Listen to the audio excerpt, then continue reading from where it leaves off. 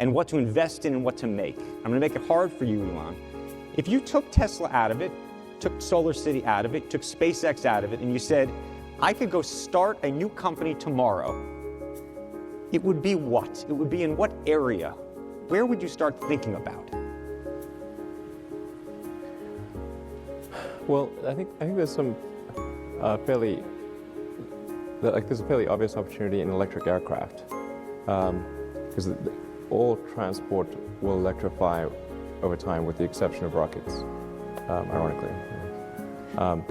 And ones that can most change destiny of humanity. Think something is worse, like on the AI front or on genetics. You know, I mean, they're fraught with issues, but you know, it's one of those things where if you don't do something, maybe not doing something is worse. Like Sam, where would you put your money? You're the investor here. Well, I mean, we try to invest in a very broad range of technologies. So we funded an electric airplane, or funding an electric airplane company. We've done AI companies. We've done. How realistic is the electric airplane, by the way? I think it should work. I mean, I think it makes sense. Yeah, absolutely. The math should work. I think I no huge surprise, but I'll agree with Elon on those two areas. I think if you could pick two things that I'm not already working really hard on, AI, having AI go in the positive direction, which I really think it can, and I think thinking about sort of genetic technology. Genetic to lunch hour. Do you think about genetics and longevity and trying to sort of avoid, your friend Larry Page is investing in a business hoping to end death?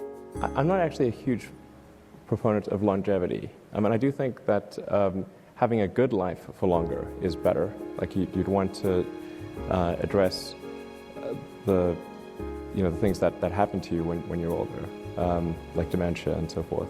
Those are pretty important.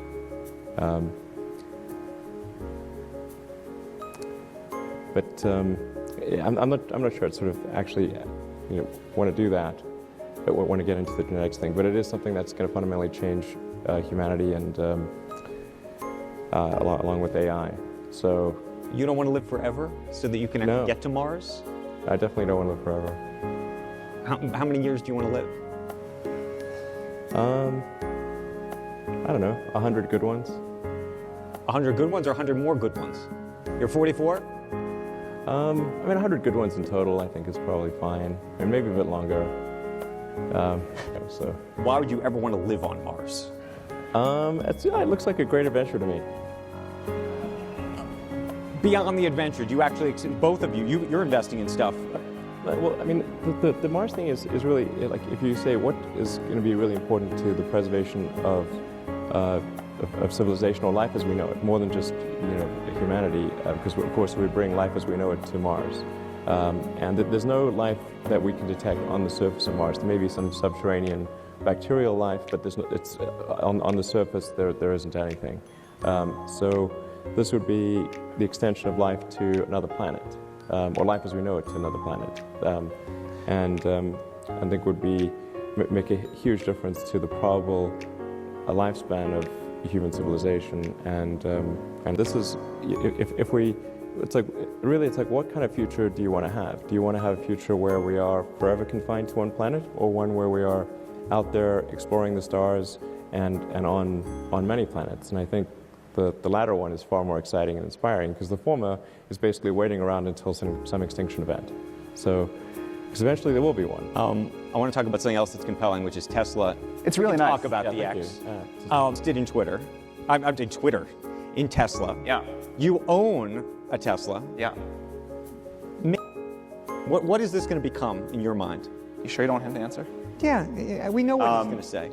Look, I mean, I think as most people who own one think, it's the best car, like, out there. I had a Roadster before, a Tesla Roadster, which was not the best car.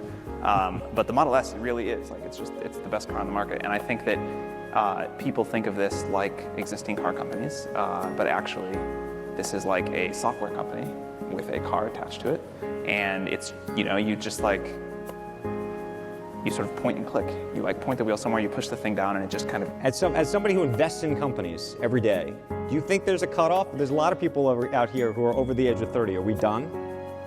I mean, we've said this before, but when we've looked at our data, the mean age of the entrepreneurs we fund is just around 29 or 30.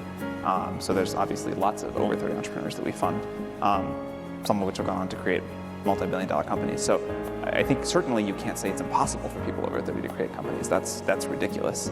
And we Definitely start a company at any age and be successful. I mean, it's really just a question of, like, do you have a good idea? Are you working really hard? Are you able to attract a great team and motivate the team?